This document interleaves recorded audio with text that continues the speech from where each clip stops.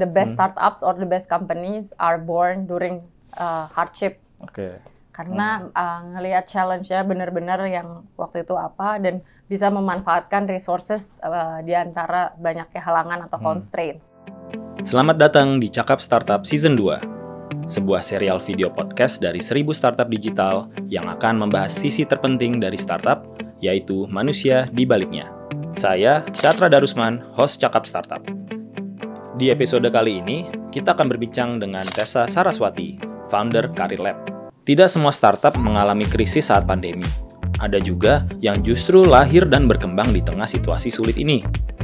Salah satunya adalah Career Lab, startup yang menyediakan layanan pengembangan karir dan profesional bagi para pencari kerja. Di balik Career Lab, ada sosok Tessa Saraswati, seorang wanita muda yang memiliki banyak pengalaman kerja di berbagai bidang. Namun, saat pandemi, Tessa mengalami hal yang tidak pernah ia bayangkan sebelumnya. Ditolak oleh banyak perusahaan saat melamar kerja. Pengalaman itu membuat Tessa memulai Career Lab dan sekarang berhasil membuat karir platform yang bekerja sama dengan 300 perusahaan ternama dan 70 universitas dari seluruh Indonesia. Bagaimana Tessa bisa bangkit dari kegagalan dan memulai startupnya? Apa saja tantangan dan pelajaran yang dia dapatkan selama membangun Career Lab? Simak percakapan saya bersama Tessa hanya di Cakap Startup.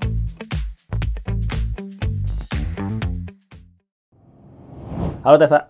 Halo. Apa kabar? Baik. Akhirnya mampir ke Cakap Startup nih. Yes. Buat ngobrol-ngobrol. Iya. Gimana kabar? Hari ini sih luar biasa. Tadi sebelum kesini menyeberangi Jakarta untuk macet, tapi excited. Oke. Tapi ya Selasa siang sih emang biasa macet sih. Tapi ini ada macet atau kenapa tadi? Tadi spesial soalnya ada bus Transjakarta yang mogok di tengah jalan. Jadi Selasa spesial. Oke. Tapi habis ini akan dapat spesial lagi karena pulang kantor. Jadi akan lebih. Nggak apa-apa, tapi kayaknya kuat sih. Soalnya ada meeting sampai jam pulang kantornya lagi. Oke. Jadi bisa mengisi kekosongan ya. Benar. Nah, tapi kalau gitu sebelum nanti meeting dan semuanya di sini nih pas banget nih, aku pengen banget ngobrol-ngobrol sama Tessa di Cakap Startup.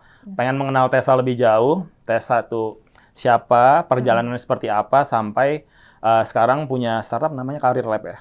Oke, nah nanti Career Lab-nya aku juga pengen bahas sih ke depannya. Tapi yang sekarang pertama mungkin aku pengen mulai pertanyaan paling dasar nih, yang sering banget aku tanya-tanyain kalau misalnya ngobrol sama teman-teman founder. Jadi Tessa tuh siapa sih? Oke, this is a very interesting question. Tapi dibanding aku kayak menebak-nebak diri aku sendiri, aku coba mensintesis gitu. Apa sih yang teman-teman bilang sama tim di kantor tuh bilang? Oke. So aku coba mungkin menelaah nih dari cerita-cerita mereka. Kalau mereka ceritanya, I'm a very big learner, yang gak gampang putus asa, dan hardworking, dan yang paling mungkin bisa resonate sama aku sendiri itu bahwa aku internally motivated banget. Jadi kayak kalau misalnya mereka tuh tahu kalau aku udah set my goal upon something, kalaupun ada obstacle dari luar atau dari mana-mana lah ya, itu aku punya kecenderungan buat kalau aku udah mau, aku akan set my target ke sana. Oke. So, this is katanya tim sama katanya teman-teman terdekat sih. Tapi berarti udah divalidasi dong. So, jadi bener tuh. Bisa jadi mudah-mudahan ya. Mudah-mudahan. Kalau saya sih resonate, makanya berani ngomong. Kalau nggak resonate, nggak usah di-share. Oke, tapi jadi menarik ya, ada 3 poin. Learner, hard worker, sama internally motivated. Motivasi dari dalam yang cukup kuat. Nah, untuk bisa sampai Tessa yang sekarang nih, yang tadi dibilang ya, 3 itu. Background-nya seperti apa? Perjalanan Tessa dari kecil sampai akhirnya bisa teman-teman di luar sana atau timnya Tessa sendiri bisa ngelihat Tessa tuh sebagai seorang learner, hard worker, dan juga orang yang internal motivasinya kuat. Benar. Jadi sebenarnya saya dari kecil itu tumbuh di Jakarta. Dan mungkin ini juga banyak pengaruhnya juga ya. Informasi dari kecil udah dapet dan lain-lain. Jadi udah lebih terbiasa untuk memproses informasi sendiri, independen dan lain-lain. Terus juga saya tumbuh sebagai kakak paling tua. Aku punya adik perempuan satu. Si sulung. Iya. Di keluarga kecil sama mama sama papa. Dan salah satu figur yang besar banget di dalam hidup aku itu kakek aku. Aku panggilnya kakung karena kita orang Jawa.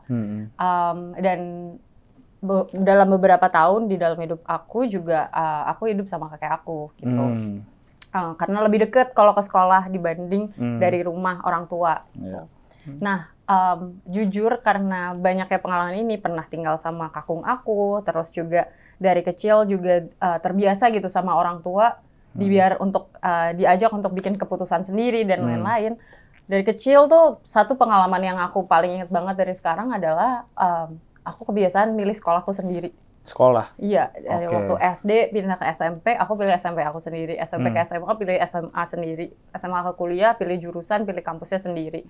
Dan orang tua itu mengempower aja dari belakang gitu. Terus juga kalau sama kakek aku, kakung aku tuh benar-benar filosofis banget orangnya. So he's a big figure in my life.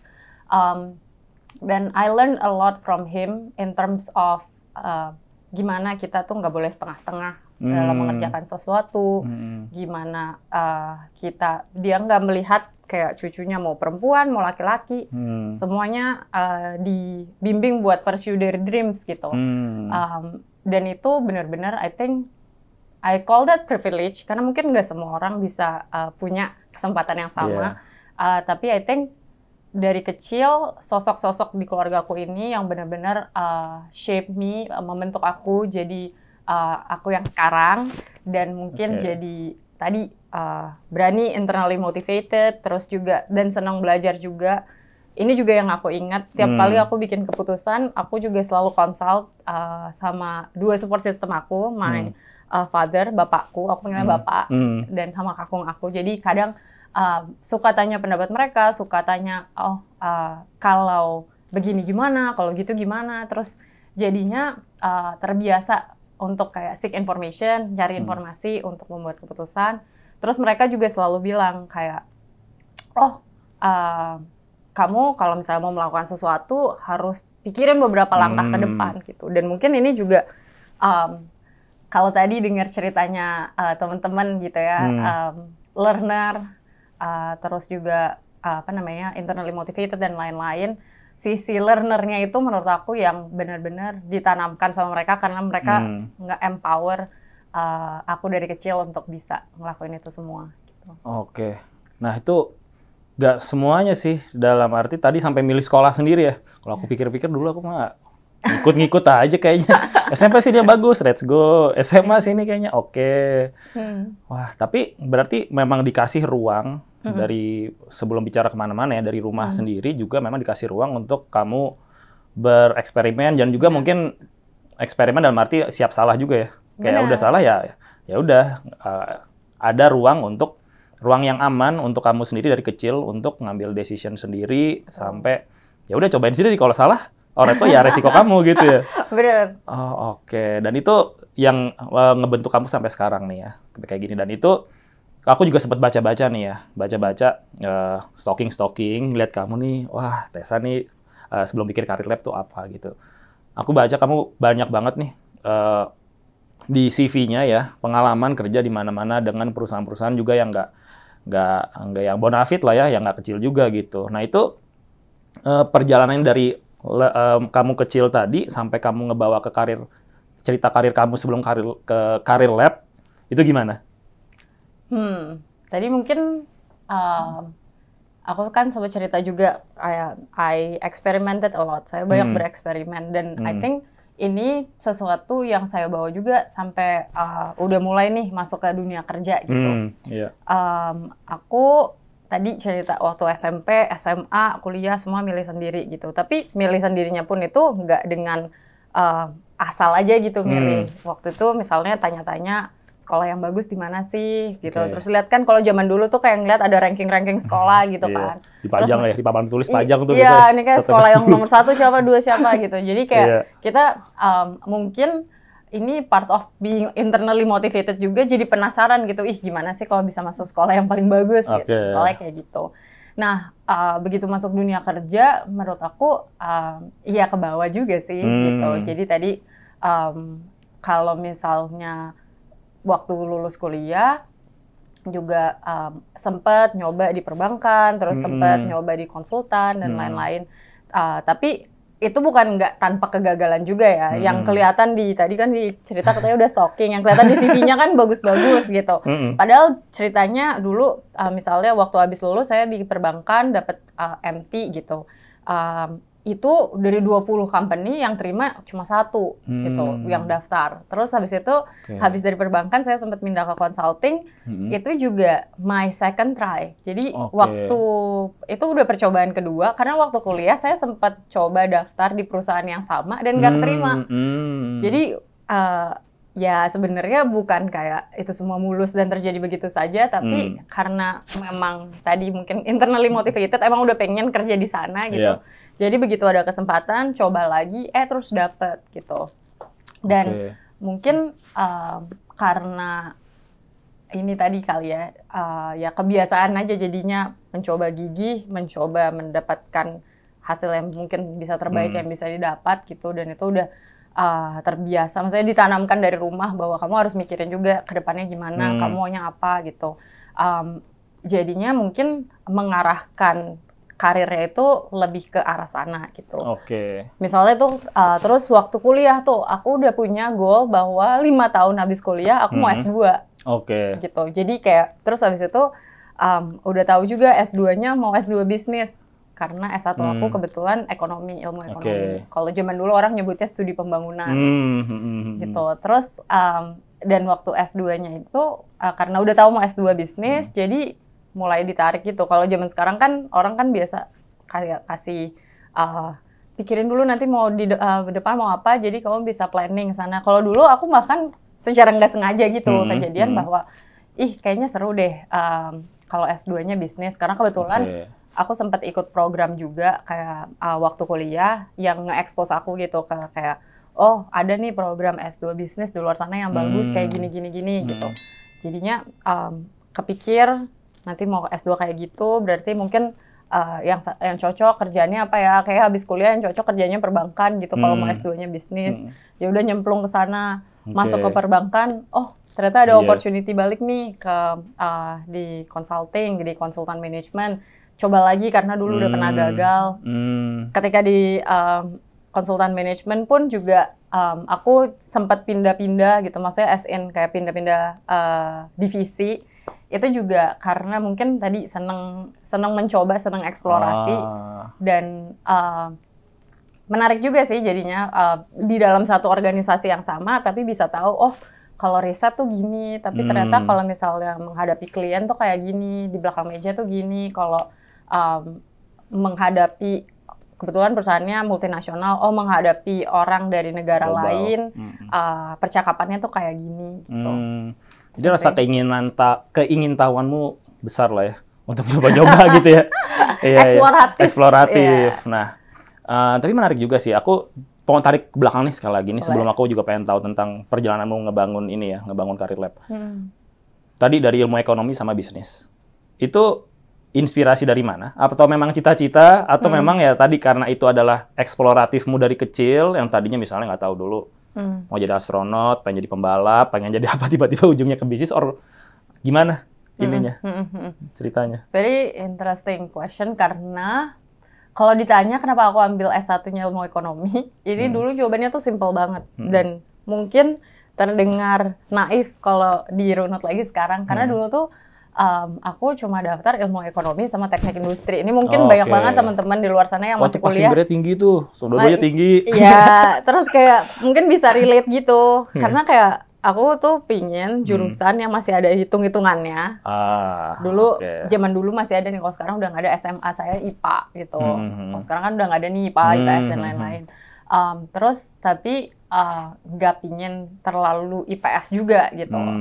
Jadilah oke, kita ambil TI, kalau nggak ilmu ekonomi. Tapi nggak mau terlalu sains banget juga. Iya, nggak mau terlalu kayak tiba-tiba kayak kalau Mas kan kayaknya dari FMIPA gitu. Kayaknya nggak kuat nih kalau sampai FMIPA gitu. Terus jadinya coba apply itu, ternyata kalau TI, wah berat juga nih. Saya nggak keterima TI ITB gitu. Sempat daftar juga ya. Terus zaman dulu kan ada banyak banget tuh ujian-ujiannya kayak SNMPTN dan lain-lain gitu. akhirnya tapi dapat ilmu ekonomi di UI, untungnya, syukurnya gitu. Dan itu sih lebih ke karena zaman dulu masih naif juga kali ya gitu. Tapi kalau misalnya keputusan S2 buat business school, sekolah bisnis dan lain-lain, itu memang lebih ke apa ya? Karena ada exposure dan karena juga exposure nih maksudnya karena saya pernah ikut program juga ngelihat sekolah bisnis tuh kayak apa sih. Dan di sisi lain juga kebetulan tadi balik lagi ke keluarga sih. Saya kebetulan tumbuh di keluarga yang punya bisnis. Tapi jangan bayangin bisnis yang kayak gimana gitu ya. Cuman kebetulan papa saya punya bisnis, kakek saya punya bisnis. Jadi mereka semua ibaratnya usaha gitu kan. Dan dari kecil itu walaupun anak perempuan gitu ya, kadang kan konotasinya anak perempuan nggak diajak gitu ya, tapi nggak, bapak saya itu ngajak ke dulu dia punya kayak garage, bengkel kali ya, sebenarnya bisnisnya bukan bengkel tapi ada bengkelnya gitu, diajak terus dikenalin sama misalnya tukang-tukangnya, terus dikasih lihat nih kayak gini, tapi terus juga misalnya di kantor kayak di ruangannya juga diajak, terus saya tuh paling ingat waktu masih kecil banget. Saya tuh sempat gambar gitu. Saya waktu kecil, waktu balita suka gambar. Terus kayak papa saya tuh minta saya gambarin beliau sesuatu. Terus dipajang di ruang kantornya. Jadi tuh ada memori, core memory kalau bahasanya anak zaman sekarang. Kalau ke kantor bapak saya, itu ada gambar saya di kantornya. Jadi emang udah ke-expose dari kecil bahwa kayak gini loh. Kalau orang besar tuh punya bisnis gitu, nggak necessarily salah juga buat jadi kerja di kantoran dan lain-lain, profesional, karena mama saya juga profesional gitu. Tapi ke-expose banyak juga aja tentang bisnis ini, jadi lebih ke ketika saya udah kuliah, ketika saya udah di dunia kerja, somehow deep down tuh tahu kayaknya pengen deh suatu hari mencoba gitu untuk punya bisnis sendiri, mencoba gimana sih caranya nge-run your own business, karena dari kecil udah dikasih tahu segala macam juga. Dan memang mungkin akhirnya jadi tertariknya juga buat S2-nya sekolah bisnis gitu. Itu sih. Nah, itu menarik tuh. Jadi kayak dapat inspirasi dari dua sisi ya. Misalnya ibu dulu emang profesional, bapak yang bisnis. Jadi dapat dari dua sisi dan dua-duanya nggak salah juga ya. Nggak ada yang salah kan semua. Salah. Nah, tertarik nih sekarang aku mau coba masuk dan menggali lebih dalam tentang perjalanan kamu as a founder. Tadi sebagai profesional ya. Sebagai profesional, dan aku juga sempat baca kan, sempat kuliah di luar juga ya, di Yale dulu. Itu berarti sebelum itu titik balik sebelum mulai bisnis tuh ya, kuliah di luar. Belum. Oke, jadi kamu kerja, kuliah lagi, baru mulai start dari from zero di bisnisnya. Yes. Nah, itu menarik banget sih. Ini pas banget nih, section ini mau aku bawa masuk ke founder. Ya menariknya karena terlihat sudah di arah yang benar karirnya, ya kan? Kerjanya udah benar, wah nih, terlihat, wah jalannya udah pas nih, kesana ke sini, dan terlihat sepertinya kayaknya karir akan oke nih kalau dilanjutin. Plus kuliah di luar juga di universitas yang bukan cukup sih, yang oke gitu ya. Kan makin kayak terlihat, tapi kamu malah memilih untuk, udah deh aku mau bikin bisnis, dan di 2020 pas pandemi kan. Nah, ceritanya itu deh, perjalanan karir kamu yang profesional, terus kamu kuliah dan akhirnya memilih untuk bikin bisnis. Story-nya apa? Jadi sebenarnya nggak ada story yang khusus dan direncanakan gitu. Kalau ditanya ke Tessa tahun 2019, Tessa tahun 2023 bakal kayak gini, mungkin saya bakal ngetawain, bohong ya gitu. Nah, itu gimana tuh? Jadi? Berarti karena eksploratif kamu ya? Apa gimana tuh? Sebenarnya mungkin mungkin nggak sepenuhnya bohong tadi, tapi waktu ketika saya berangkat ke sekolah bisnis, saya berangkat ke Yale juga, itu saya ingat tuh nulis di essay-nya, in the long term memang aku pengen start my own business, karena tadi yang aku bilang juga, saya tumbuh di keluarga yang semuanya punya usaha gitu. Nah, tapi ketika tahun 2019 itu berangkat, sebenarnya initially di awal itu aku nggak pengen langsung start my own startup gitu. Waktu itu tahun 2020 awal, jadi kebetulan program saya tuh Master of Business Administration, MBA. itu 2 tahun, di tengah-tengahnya itu antara tingkat 1 ke tingkat 2, biasanya kalau di Amerika itu teman-teman itu diwajibin untuk summer internship, magang gitu. Dan magangnya ini kelihatannya kalau di Indonesia kan magang formal gitu kan. Ini magangnya sebenarnya nggak formal, tapi karena ini common practice, jadi emang harus semua orang kayak gitu. Nah, tadinya saya berpikir, kebetulan waktu itu udah di Amerika, udah quit juga dari konsultan manajemen, saya pengen coba nih magang di tech industry di Silicon Valley. Dan in fact waktu itu udah interview juga sama beberapa perusahaan di Silicon Valley. Ada yang ada salah satu startup fintech besar di Silicon Valley. Saya udah interview stage terakhir waktu itu, udah sama direkturnya. Tiba-tiba Maret 2020 kita nggak tahu apa yang terjadi di dunia ini, gitu. Tiba-tiba COVID terjadi kayak. Terus kalau diingat dulu, COVID tuh di Amerika parah banget di awalnya dibanding di Indonesia. Zaman dulu kita ngeliat video-video orang rebutan tisu di supermarket itu beneran gitu. Dan jadi sempat ngerasain tuh ya pas pandemi awal COVID yang di sana lebih chaos kan? Chaos banget, dan saya tinggal sendiri kan, karena kan sekolah, dan kebetulan banget di angkatan saya pun aku tuh orang Indonesia sendiri di angkatanku gitu. Jadi bener-bener ngerasain kayak ya ampun sendirian di negara orang, terus habis itu pandemi. Kena kiamat kecil lagi. Terus gak ada yang tahu nih besok bakal jadi apa gitu kan. Itu lumayan stres gitu ya. Akhirnya. Tapi sorry, di situ belum ada pikiran karir lab or apa bikin apa? Belum ada. Belum. Tadi lagi interview itu ya? Iya. Interview yang sama si tech startup fintech itu. Akhirnya interview sama fintech tapi dibatalin karena semua company di Silicon Valley waktu itu hiring freeze. Karena ya nggak ada yang tahu bulan depan mungkin kita udah kiamat gitu kan waktu itu. Dan Amerika ekstrim banget juga kan waktu zaman pandemi awal-awal. Dan mungkin semua negara pun ekstrim di waktu itu. Jadi ketika itu saya pulang ke Indonesia, tapi di situ terus kemudian mencari kerja juga, sempat dapat juga sama salah satu perusahaan tech di Singapura yang besar banget. Tapi tiba-tiba Singapura close border. Tapi jadi pas lagi balik juga mindset-nya masih cari kerja udah. Cari kerja karena saya wajib sebenarnya kan nyari summer internship itu. Oh iya benar, summer internship-nya ya. Kalau misalnya nggak kerja, lah gimana ini, masa saya sepanjang sama, bisa aja sih. Tapi kayaknya sayang aja gitu. Jadi di situ cobalah merefleksikan lagi dulu tuh kenapa sih MBA, terus habis itu apa yang bisa saya lakukan di situ. Itu momen refleksi yang panjang karena tiba-tiba kan kayak kita mau kiamat. Terus udah gitu pulang Indonesia pun karantinanya 2 minggu waktu itu. Jadi benar-benar banyak waktu buat refleksi gitu. Semua orang begitu ya, termasuk saya sendiri juga sih. Iya kan? Itu kayak blessing in disguise, bahasa Indonesianya apa ya? Ya itulah, kayak lagi susah-susah kok, tapi ada pencerahannya banyak sebenarnya kalau dipikir. Jadi bisa berpikir jernih gitu. Tapi walaupun ada stresnya juga gitu. Tapi waktu itu akhirnya saya coba banting setir gitu. Apa yang saya bisa lakukan? Karena di saat itu mungkin bayangin aja saya tuh sampai situ. Tadi kan Mas sempat bilang juga karirnya udah gimana-gimana. Tapi itu juga tetap gak dapet kerja gitu. Ini kayak April 2020. Kamu bawa CV-mu dengan pengalaman gitu? Gak dapet kerja. Susah. Di Silicon Valley udah sampai akhir interview, bye. Udah di Singapura, udah dapet offer. Tiba-tiba Singapurnya close border sampai nggak tahu kapan. Jadi nggak jadi. Terus di situ saya refleksi, kalau saya aja kayak gini, gimana nasib banyak orang, teman-teman yang lain gitu. Dan itu di situ jadi salah satu ibaratnya titik balik gitu, pain point di mana kayak ada nih perasaan kayak gini, perasaan helplessness, pasrah, kayak udah hopelessness gitu. Udah nyoba segala macam, tapi emang situasi dan kondisinya nggak memungkinkan aja gitu.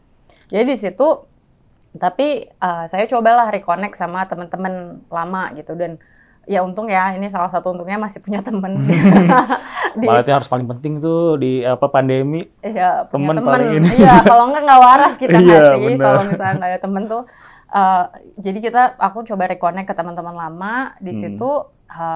Akhirnya ada 2 nih manifestasinya buat summer internship ibaratnya. Pertama, aku kebetulan dapat kesempatan untuk nge-support Mas Menteri Nadiem Makarim, Mendikbudristek, di office-nya, di tim staf khususnya. Terus selain itu di sisi lain, tadi balik lagi ke core problem yang saya rasakan adalah kepasrahannya itu.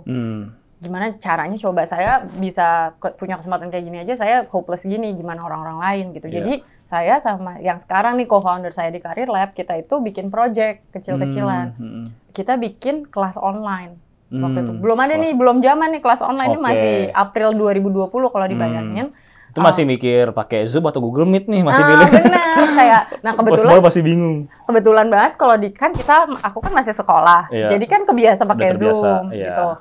Nah, terus kayak udah kita bikin aja kelas online pakai Zoom kayak lagi sekolah ini gitu. Terus habis itu awalnya bahkan Zoom-nya numpang Zoom sekolah. Jadi Zoom-nya Yale gitu. Biar bisa 100 lebih orang dan durasinya bisa panjang. Benar. Ya. Kalau Zoom biasanya kalau itu kan kayak udah sejam 40 menit langsung kayak bikin room baru. Jadi kita bikin kelas online tapi kita nge-charge buat kelas online-nya. Itu berarti MVP-nya ya. Maksudnya produk yang mungkin itu namanya bukan Career Lab ya. Belum jadi Career Lab, itu masih namanya itu project pokoknya. Project aja ya, Dan kita nggak mikirin bahkan Career Lab waktu itu, kita mikirin fundraising. Jadi semua proceed dari kelas itu kita sumbangin buat COVID. Karena kita bukan tipe nggak tahu yang kayak mau bikin gerakan gitu kemana, tapi kita coba fundraising, kita coba cari dana untuk nanti kita sumbangin ke kayak misalnya ke PMI dan lain-lain. Dan kita bikin laporannya juga kita sumbangin kemana gitu. Jadi dari kelas online itu kita selenggarain tuh kelas. Tapi kok ternyata yang mau daftar banyak banget. Itu langsung public? Iya. Apa cuma teman-teman dulu atau gimana? Jadi aku cuma nge-post di Instagram waktu itu. Jadi kayak lebih ke word of mouth gitu. Terus tapi kok yang daftar bisa sampai in total kita bikin 10 kelas yang daftar sampai 2.000 orang. Kita sampai nolak-nolakin orang pas di akhir. Cuman 10 kelas 2.000 orang? Iya. 10 sesi gitu? Iya, 10 sesi. 2.000 orang? Iya. Berdasarkan Instagram posting stories aja gitu? Traffic-trafficnya gitu. Kita kan kebetulan kita pakai adalah platformnya yang zaman dulu gitu. Nah terus habis itu kita tapi nolak-nolakin orang karena kita kan bukan dosen resource-nya juga, terus resource juga nggak banyak. Baru pertama kali bikin kelas tiba-tiba loh kok banyak banget yang daftar, takut. Itu topiknya apa pas awal-awal? Nah, ini tentang professional development. Jadi kayak kita ngomongin gimana sih cara bikin presentasi yang bagus, gimana cara networking, tips buat apply S2, tips buat MBA. Tapi menarik dong karena maksudnya kamu membawa topik itu di saat lagi pandemi, topik untuk networking, untuk apa, tapi kan di era itu kayak makin nggak jelas nih. Aku dapat ilmu networking kapan makainya, mau juga tapi kan bisa. Ada yang lain. Ada yang lain ada. Tapi kelas networkingnya lumayan rame loh. Lah ya makanya jadi menarik sih. Aku penasaran kamu menemukan problem itu dan come up dengan ini kita topik seperti ini nih yang di awal-awal. Pasti kan ada sebuah isu yang dilihat ya kita bawa topik ini deh. Prosesnya gimana tuh? Sebenarnya lebih ke waktu itu ada dua sisi sih. Kita lihat eksternal dan internal. Yang internalnya kebetulan aku dan co-founder aku, kita background-nya lumayan mirip nih. Dari konsultan manajemen, kita sama-sama MBA juga. Terus S1-nya sama-sama di Indonesia, di UI juga gitu. Dan I think waktu itu kita sepakat bahwa kalau kita bikin topik yang terlalu jauh dari apa yang kayak core kompetensi kita, kayaknya orang juga nggak bakal percaya gitu. Jadi kita bikin topik yang benar-benar kayak presentasi, Excel, terus data analisis, terus habis itu tadi networking, S2, MBA dan lain-lain. Jadi yang sesuai lah kayak ya kurang lebih nih orang kalau ngomong ini nggak ngibul lah ya, dia udah terbukti nih gitu. Dan kita ajak beberapa teman juga ikut ngomong. Dan dari sisi eksternalnya kita kan coba bikin 1-2 kelas dulu di awal, ngeliatin gitu. Lah kok ternyata banyak banget yang mau. Jadi kayak ibaratnya tervalidasi kecil-kecilan lah ternyata ada nih gap di market tentang topik ini gitu.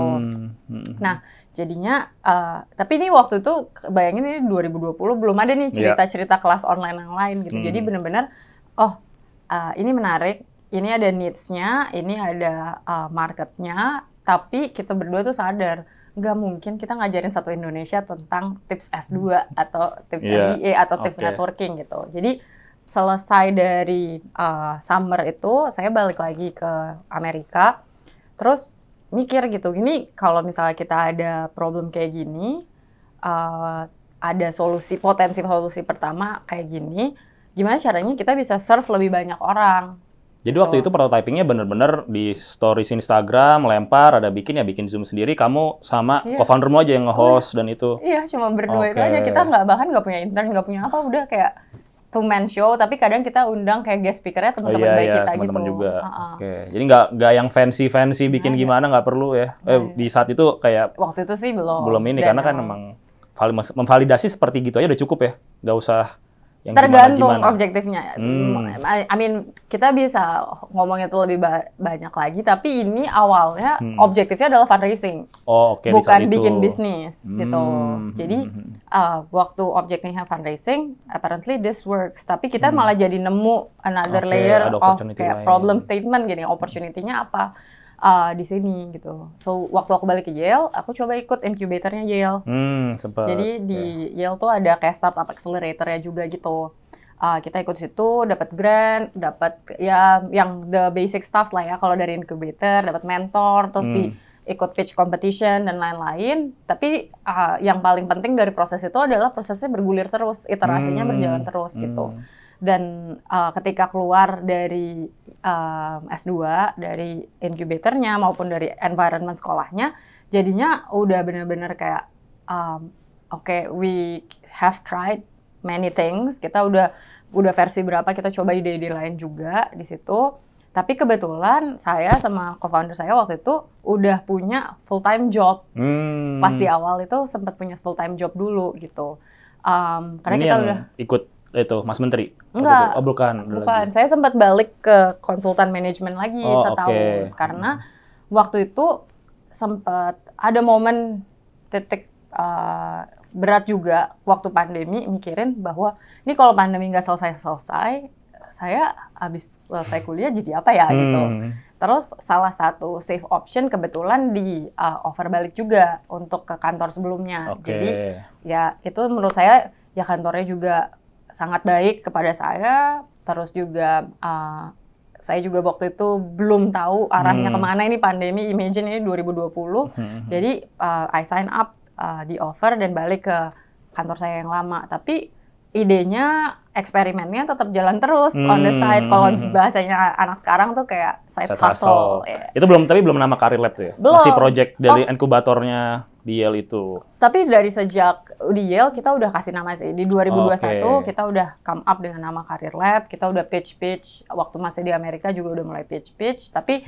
belum yang kayak sekarang. Kita baru sampai ke business idea Career Lab yang sekarang itu 2022. Jadi I mean, TLDR-nya nih kalau bahasanya anak zaman sekarang, it's not an overnight process karena emang dari awal ketika mau sekolah emang pengen bisnis, tapi apa yang membuat saya sampai ke titik ini atau sebelumnya itu juga suatu proses yang banyak iterasinya, banyak naik turunnya, banyak apa ya ngomongnya wrong turn, salah arahnya juga ada, tapi generally karena udah tahu ini problem, kayak saya nggak bisa tidur kalau saya nggak nyelesain problem ini. Jadi saya keep on going. Jadi waktu yang si Career Lab baru diinkubasi, jadi maksudnya kayak bayi yang baru mulai jalan gitu ya, satu lagi, tapi kamu juga ada mungkin yang profesional mah jadi side hustle or gimana, tapi kan dua kaki ya. Nah, gimana kamu ininya? Challenge apa tuh? Yang kan aku juga yakin nih teman-teman di Jakarta Startup juga banyak yang dilema, pengen banget punya project nih, lagi suka. Aku tahu banget nih punya problem ini nih yang aku bisa fit in, tapi aku juga realita nggak bisa aku tinggalin dulu. Gimana membalance-nya saat itu? Beneran lebih ke nggak ada rule of thumb-nya sih. Kalau saya boleh bilang gimana cara balance-nya, it's more like ini mungkin terdengar nggak sehat, tapi lebih ke work-life integration. Gitu. Nggak balance integration ya? Iya, tapi di sisi lain mungkin ini beauty-nya mengetahui bahwa kamu tuh solving a problem yang you cannot sleep gitu. Lebih ke karena memang udah penasaran banget nih gimana sih caranya, jadi ketika ngerjain pun nggak berat gitu. Ketika ngerjain tuh enjoy dan lebih ke kayak misalnya deliverables harian saya udah, baru saya juga masuk ke arah sana gitu, ke arah si side hustle-nya gitu. Karena balik lagi secara profesional, I'm an employee dan waktu itu juga masih project kan bentuknya, belum jadi perusahaan atau gimana. Jadi lebih ke mungkin allocating times di weekend, terus juga kalau misalnya after office hour masih ada waktu baru disempetin. Terus juga dan untungnya mungkin support sistemnya juga mendukung gitu. Jadi di sini misalnya co-foundernya juga sama-sama sibuk. Dia juga ada kerja, jadi kita sama-sama cognizant gitu. Oke, kita kalau ngatur waktu meeting di waktu yang mungkin kayak weekend tadi, kita block gitu, misalnya seharian kita bakal kerja gitu di weekend. Terus di sisi lain juga misalnya kalau kita juga coba mungkin hire somebody yang part time juga untuk nge-support gitu. Jadi tetap tiap hari itu ada keeps the ball rolling. Ya mungkin ini nggak semua orang bisa ngelakuin ini, tapi kita coba gitu cari freelance untuk keep the ball rolling, tetap ada progress, tapi di sisi lain juga kita tetap bisa monitor gitu.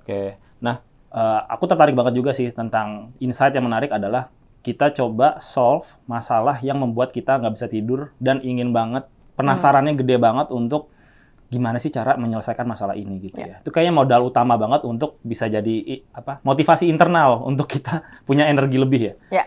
Tapi pertanyaannya gimana ya cara nemuin masalah yang bikin kita nggak bisa tidur tapi kita juga interest. Nggak bisa tidur kan ganggu ya, tapi ini kita malah interest. Malah excited gitu kan, energized. Cara nemuinnya gimana? Karena maksudnya ya aku juga punya banyak masalah yang kulihat ya di sekitar kita ada masalah, tapi ini kayaknya yang aku cocok banget nih yang aku akan jadi ini. Kalau dari Tessa gimana? Benar. Jadi mungkin gak ada secret resepinya, gak ada saus rahasianya gimana cara nemuin masalah tersebut.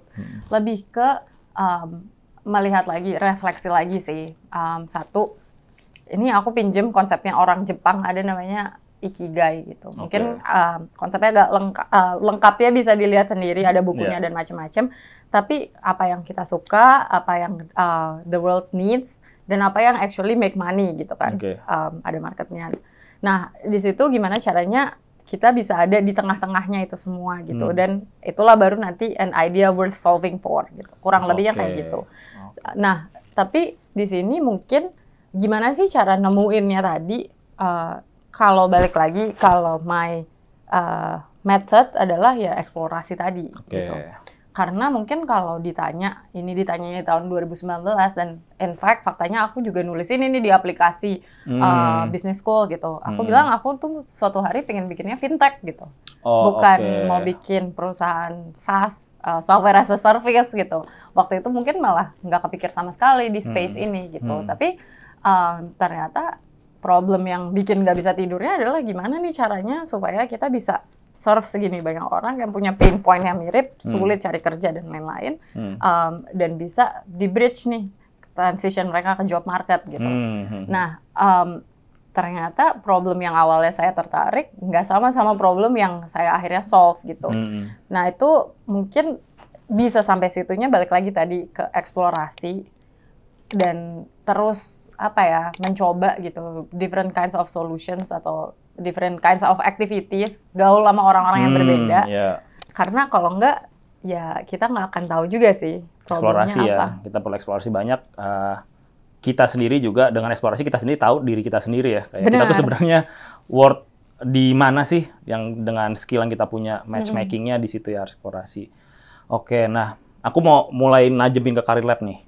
Career Lab-nya sendiri berarti lahir saat era pandemi, kamu juga lagi sambil kuliah dan juga sambil ada kerjaan juga. Challenge-nya apa aja, khususnya pandemi ya? Perusahaan baru di saat orang-orang turun ya, perusahaan juga turun. Ini kamu malah membuat sebuah usaha yang juga tadi yang aku cerita ya, karirmu udah mulus, tiba-tiba kamu memilih untuk bikin bisnis saat decision making atau keputusan udah deh aku mau full time bikin ini. Dan apalagi di era pandemi waktu itu.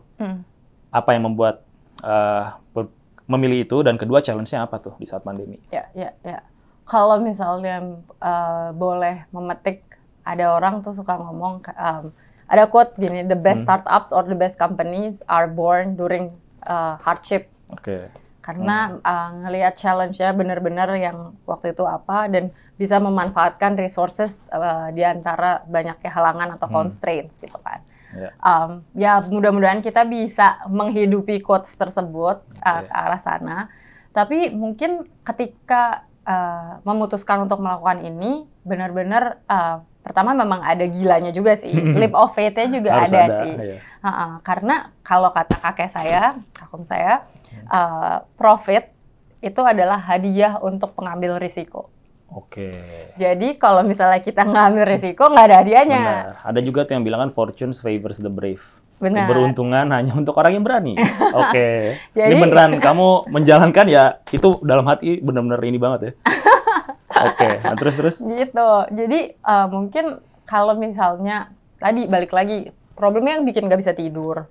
Terus juga momennya ada ketika pandemi justru kalau kita lihat kita capitalize dari momen ini orang tuh justru semakin digital gitu. Makin banyak opportunity untuk tap into digital dari sisi pencari kerja, dari sisi pencari talent, dari sisi karena kita juga serve kampus maupun universitas pendidikan tinggi gitu ya.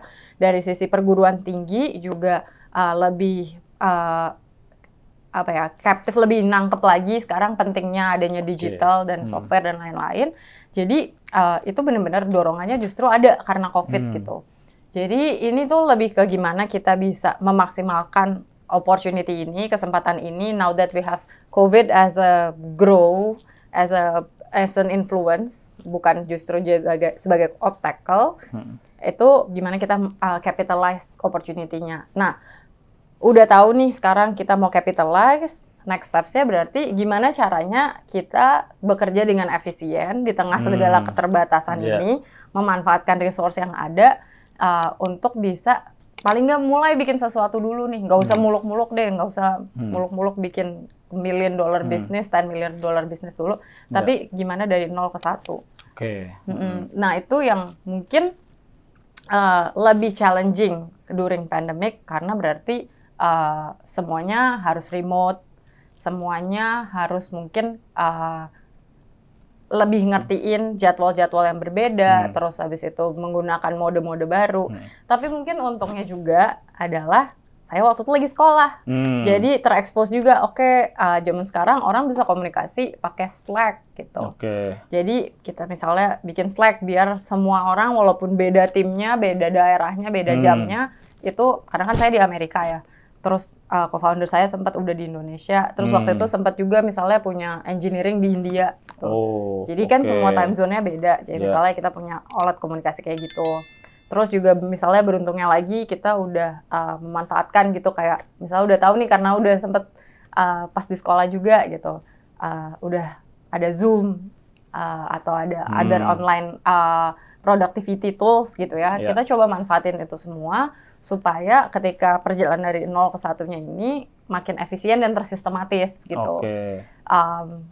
Jadi mungkin ini about framing, about capitalizing opportunities, ngelihat COVID itu bukan sebagai constraint, tapi justru malah sebagai pendorong gitu, katalis buat bisnis kita atau kayak startup kita bisa berjalan dari 0 ke 1. Menarik tuh ada, sesuai juga ada bukunya Nassim Taleb kalau tahu, Fooled by Randomness. Jadi memang sebenarnya kerandoman itu atau ada event Black Swan kayak kemarin itu sebenarnya kalau kita bisa, yang kayak tadi kamu bilang itu bisa ngebawa opportunity yang sebenarnya ada kayak berlian di tengah inilah, di tengah lumpur lah sebenarnya. Kayak nggak jelas lagi gini, tapi sebenarnya ada something kok yang kayak gitu. Perspektif yang menarik banget sih.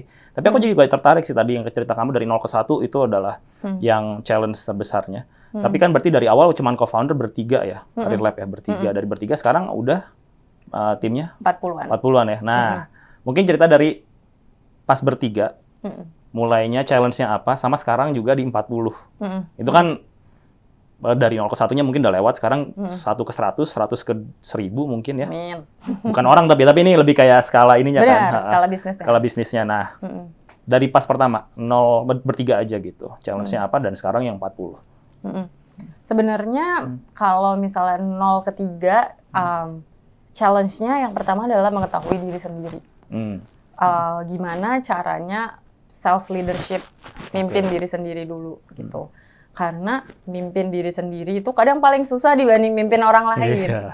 Mimpin orang lain kita ngomong-ngomong aja, terus kayak oke, lakuin gitu. Tapi mimpin diri sendiri, gimana kita bisa komit, saya udah bikin plan kayak gini, saya harus rilis produk ini, cuma bertiga doang, engineering-nya misalnya freelance gitu di India, itu tetap ke ship. Kalau dia kan saya minta tolong, selama udah jelas dokumennya pasti bisa gitu. Tapi kalau mimpin diri sendirinya itu, jadi pertama adalah dari sisi self leadership. Yang kedua adalah gimana bisa empathize sama dua co-founder saya yang lain, karena mereka walaupun kita sama-sama co-founder, mereka pasti punya mimpi yang berbeda. Mereka datang dari background yang berbeda. Jadi gimana caranya? Sama lah kalau misalnya anak zaman sekarang nih, masalah utamanya misalnya cari jodoh gitu. I would say I meet my co-founder sering banget, udah kayak ketemu sama suami saya sendiri gitu kalau sekarang. Jadi I think empati ini gimana caranya kita build relationship yang trust based sama co-founder itu penting banget. Dan salah satunya kalau saya misalnya mungkin ada beberapa, saya udah ketemu juga sama beberapa founders yang lain yang mungkin view-nya beda, tapi kalau saya lebih prefer tahu co-founder saya ini orangnya kayak apa sih dari sebelumnya gitu. Dan I think it's really helpful to know this person sebelum bahkan kita mulai kerja bareng gitu. So itu tadi udah kayak gitu, udah empathize, dan gimana caranya kita penyamaan persepsi antara kita bertiga, goalnya apa, dan what do we want to achieve in the next 3, 5, whatever years to come gitu. Nah itu kita benar-benar di awal kita duduk bertiga dan have this conversation gitu, dan very candid, bilang oke, kita personal goalnya apa, professional goalnya apa, dan apa nih yang kayak red buttons-nya gitu. Jadi mungkin salah satu untungnya karena eksplorasi saya di berbagai tempat sebelumnya adalah having this candid conversation, being systematic tentang candid conversation yang mungkin hard, itu lumayan natural dan lumayan kayak ya udah nggak apa-apa, kita jalanin aja, saya dengerin dan saya kolaboratif dengan kayak yang lain itu maunya apa gitu. Nah dari situ once udah ada penyamaan persepsi antara ketiga orang ini, barulah kita mulai cascading ke core timnya. Jadi ada leadership-nya juga kan. Di antara 40 itu nggak mungkin 40 semuanya kayak kemana-mana gitu. Jadi dari sisi leadership-nya kita penyamaan persepsi lagi. Salah satu hal yang berguna buat saya secara taktis aja gitu ya, saya minta mereka personality test sama strength test. Ada nggak tahu boleh sebut merek apa enggak, tapi ada misalnya namanya Gallup gitu. Gallup. Saya minta mereka ikut tesnya Gallup. So I know everyone tuh strength-nya apa. Terus ya yang lucu-lucuan aja gitu. Nggak lucu-lucuan sih, ini serius dan beneran ada interpretasinya, tapi personality test-nya juga kayak apa. Jadi ini juga buat saya maupun my other co-founder sebagai tim, kita bisa tahu nih kalau komunikasi sama orang ini baiknya gimana sih, kalau cara kerjanya dia gimana sih, dan strength-nya nih orang tuh gimana sih. Jadi kita bisa develop mereka jadi pemimpin yang baik buat perusahaan gitu. Udah sampai second layer ya, baru dan the third layer yang sekarang udah 40, yang ini juga banyak banget ups and downs-nya, menariknya, banyak banget belajarnya juga. Di sini justru role-nya adalah lebih banyak ke listening. Instead of leading, I think the best kind of leadership selain tadi dengan empati adalah dengan listening. Siapa yang mendengarkan? Iya. Adalah pemimpin yang baik. Iya, karena 40 orang ini yang lain tuh pinter-pinter semua. Nah, kita nggak mau dong hire orang yang nggak oke buat company kita. Jadi now that you are hired, it's better for me to listen to you. Baru disitulah gimana caranya kita bisa build communication, kita bisa dengerin aspirasinya kemana gitu. Menarik banget sih dari tadi ya, aku juga setuju banget. Itu mungkin jarang dilakuin orang ya, kalau saat kita udah mulai punya tim gitu ya, at least mapping tadi ya, personality test and strength test, bukan buat apa-apa, tapi untuk mapping dulu kan, nanti memudahkan kita untuk mendesain mau gimana. Tapi mapping yang mungkin secara aktual tidak 100% mirip, tapi ya 90-something% mirip. Jadi kebayang lah paling nggak, untuk bayangan aja ya, bayangan kayak akan kayak gini, sehingga mau melangkah berikutnya kelihatan gitu. Kalau mindset founder nih, tadi kan bertiga ya, founder sebagai foundernya Career Lab juga. Tadi masing-masing founder pasti punya goals yang berbeda-beda. Apalagi baru awal kayaknya menurutku nggak bisa rigid banget langsung udah kita kayak gini banget nih. Pasti tengah-tengah juga akan ada perubahan-perubahan. Nah, mindset kayak apa aja sih yang dibutuhin seorang founder kayak pengalamanmu ya? Agar terus berinovasi, apalagi tadi bicara iterasinya si Career Lab kan banyak ya, mungkin dulu servisnya apa, dulunya produknya apa, sampai yang jadi kayak sekarang itu kan berkali-kali Pak, kayaknya iterasinya. Dan itu kan capek ya, iterasi itu kan capek ya. Nyoba gini, aduh, yang kita udah mimpin kayaknya bener nih gini-gini, nah nggak works. Nah, mindset kayak apa ya untuk founder? Sebenarnya mungkin ada banyak macam, there are many different types of founders, dan mungkin nggak ada yang salah atau benar selama mungkin nggak menyakiti perasaan orang lain gitu ya. Tapi something that I would believe mindset yang paling penting adalah never stop learning and growing sih.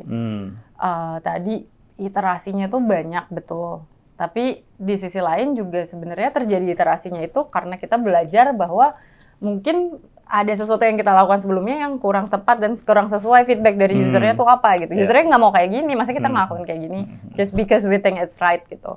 Jadi kita iterasi, kita sesuaikan dengan maunya user apa. Jadi itu untuk belajar, terus belajar learning dan listening to the users. Dan user di sini, by the way, karena mungkin the unique position that we are serving kayak perguruan tinggi iya, institusi iya, mahasiswa maupun pencari kerja muda iya gitu.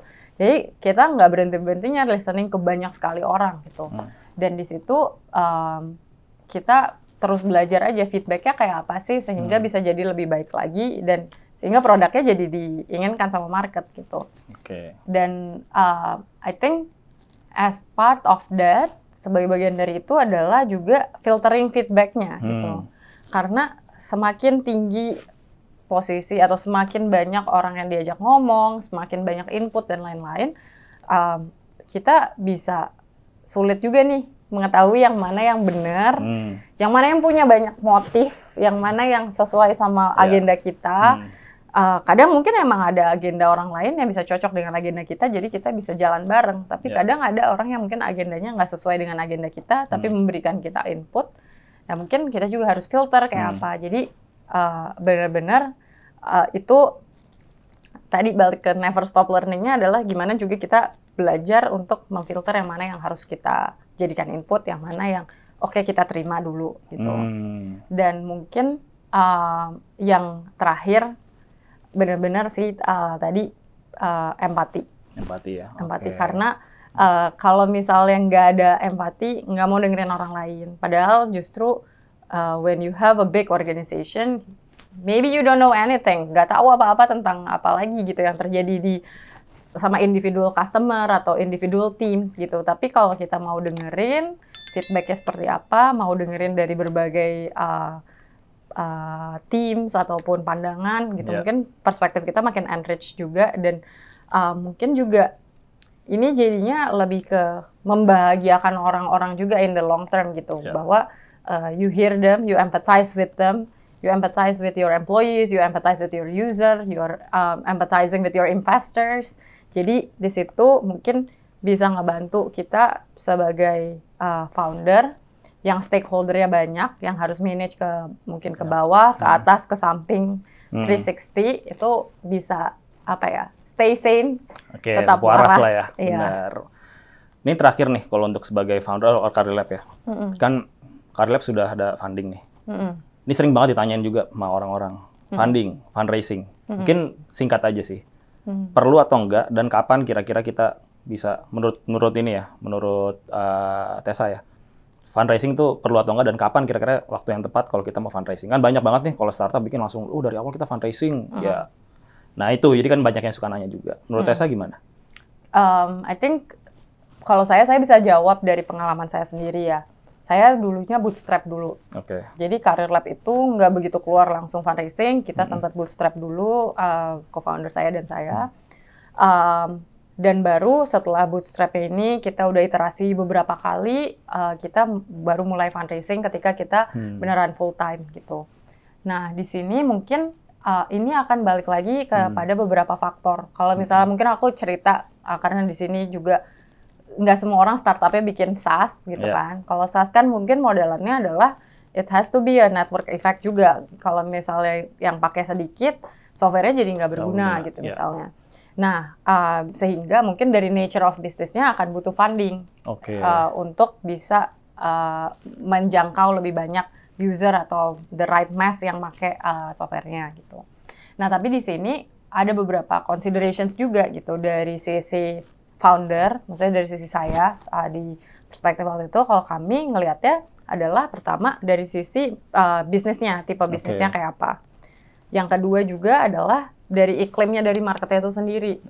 Market ini bisa dua sisi kan, dua sisi dari sisi user kita, the paying user ya, regardless apa, bagaimana paying usernya, sama dari investment climate-nya juga kayak apa gitu.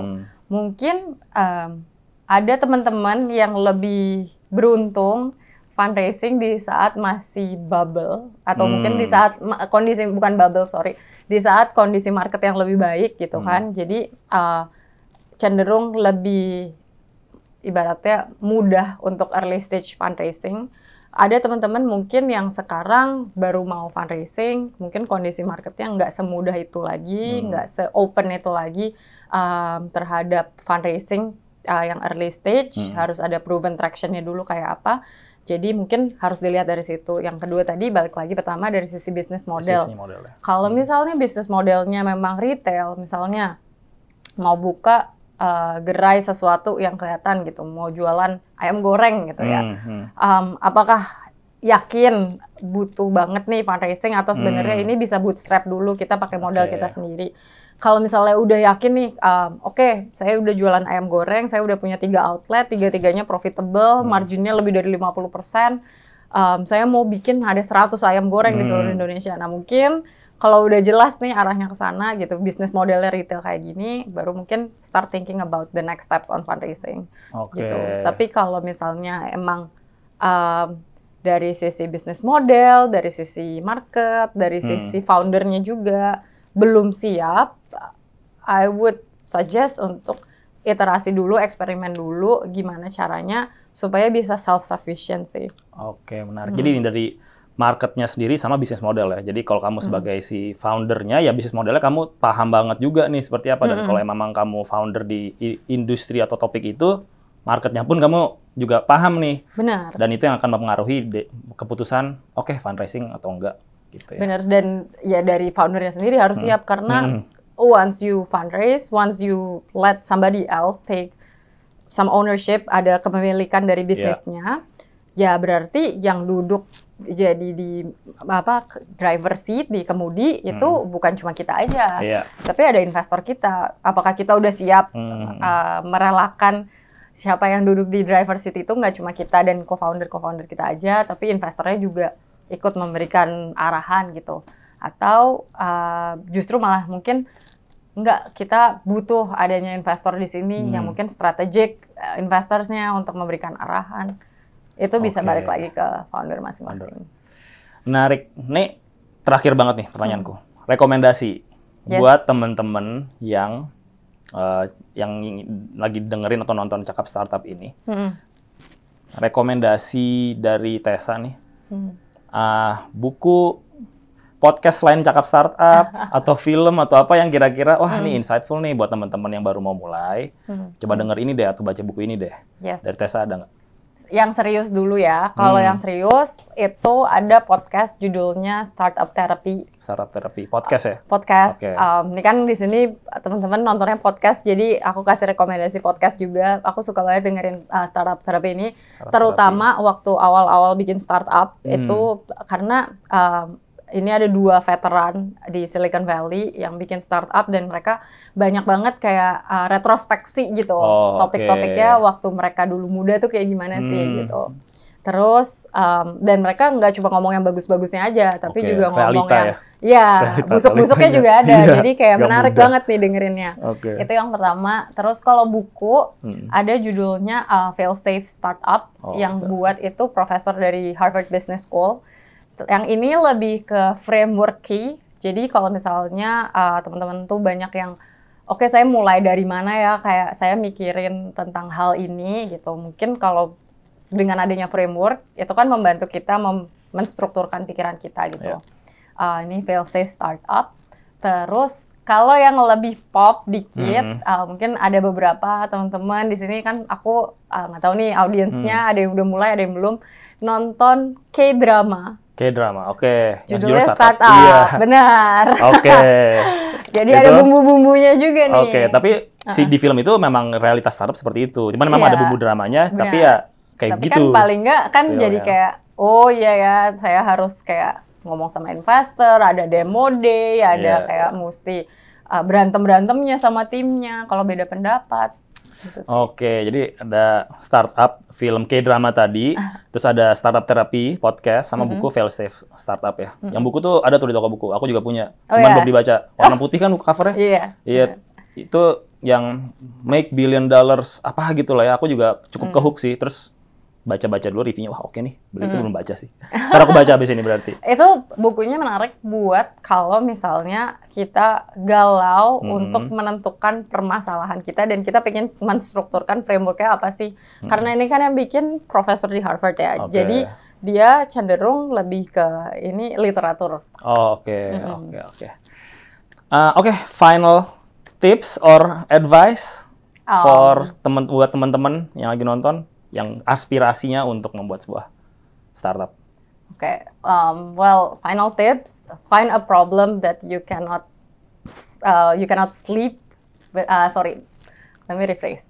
Cari masalah yang kamu nggak bisa tidur kalau kamu belum solve ini, dan baru start bisnisnya setelah itu. Kalau masih ragu-ragu, masih setengah hati, nggak apa-apa, explore lagi dulu, iterasi dulu sampai akhirnya yakin. Mantep, setuju banget. Dari aku sih insightful banget. Thank you banget Tessa buat waktunya ya. Thank you. Semoga teman-teman yang juga lagi nonton bisa dapat insight dan value dan manfaatnya juga. Semoga berhasil. Thank you Tessa. Bye. Thank you.